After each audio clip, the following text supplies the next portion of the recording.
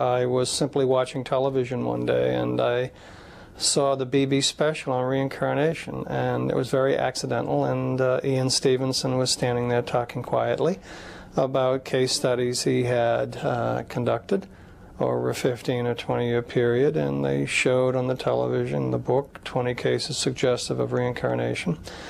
I thought that might be very interesting, so I went out and bought the book and I started reading the book.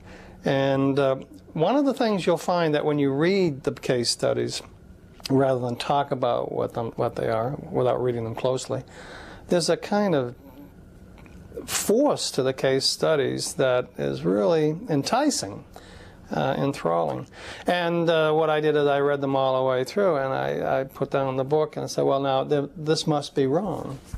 And and I started reading. So I began reading it, and the more I read, the more I realized that this was important, and it was good research, empirical research, and that it rendered it a scientific question, and that I couldn't think of any alternative explanation as plausible for the data as that some people reincarnate. As a matter of fact, some people have said, after reading the data in the past 10 years, some people have said, look, maybe it's not unreasonable to believe that some people reincarnate. And Stevenson says that. It's certainly not unreasonable to believe, because this is the best fit on the data. My reaction is stronger. My claim was that, in the book, that it's irrational to disbelieve it. And a lot of people thought that went over the top. That was too strong a claim. I meant it in a very simple way, that if you have a very commanding argument that you can't refute, not to accept the argument is to act irrationally. That's what I'm saying, that there's a very strong argument here that has not been refuted and cannot be refuted by my lights. Not cannot, but has not been refuted. And it's irrational not to accept it. And the conclusion of that is some people reincarnate. Meaning, by implication, that human beings are more than their bodies, that human personality in the end is not reducible to a statement about biochemical states, brain states, biological properties produced by brain states, or anything like that.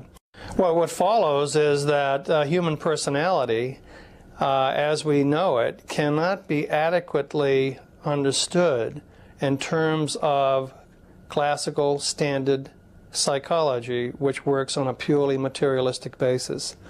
In other words, to explain human behavior, why people do what they do, on a purely materialistic model, which we typically do, will leave important things out. Because if human beings are more than their bodies, and their minds are causally relevant in producing their behaviors, and the minds are not simply brains, then to explain the behavior you have to appeal to causes that are quite unlike anything people in standard psychology talk about. So one of the implications of this would be that there's something wrong with psychology as we know it on a purely physicalistic model, that it will not be able to succeed in explaining these kinds of cases, and probably not a number of others.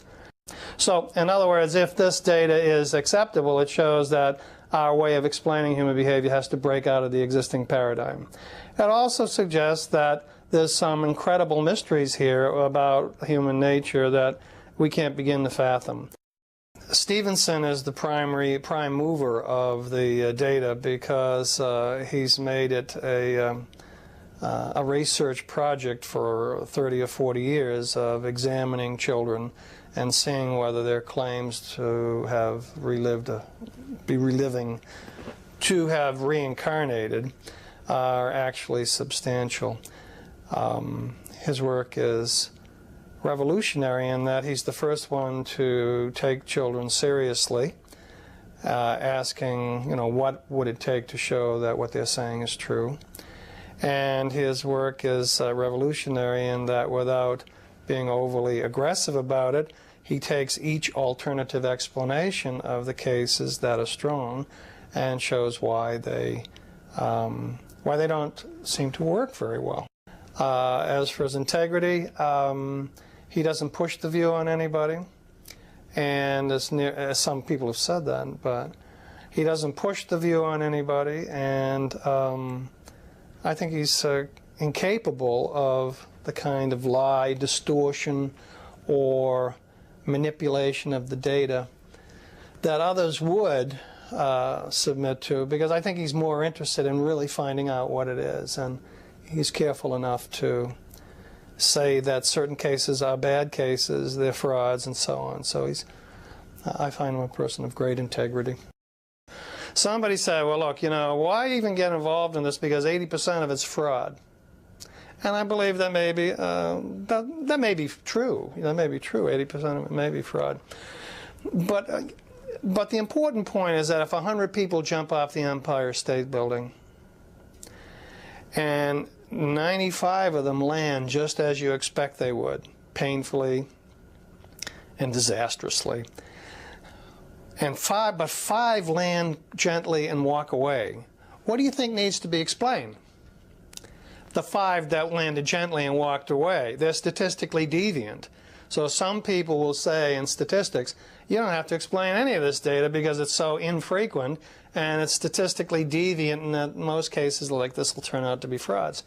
But when you take the clear cases and the hard cases, you can't explain those away by saying they're like the other ones, because you take them because they're very much unlike the other ones that were wrong. So that sort of stuff. So, I mean, but there will be other objections too. I've heard people say reincarnation couldn't occur because we don't know how it could occur.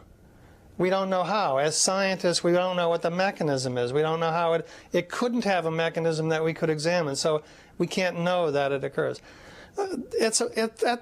As objections go, that certainly leaves a good deal to be desired, because you may not know how something occurs but have plenty of evidence that it occurs. I don't know how Slewfoot won the 5th race at Hialeah, but I can know that he did very easily.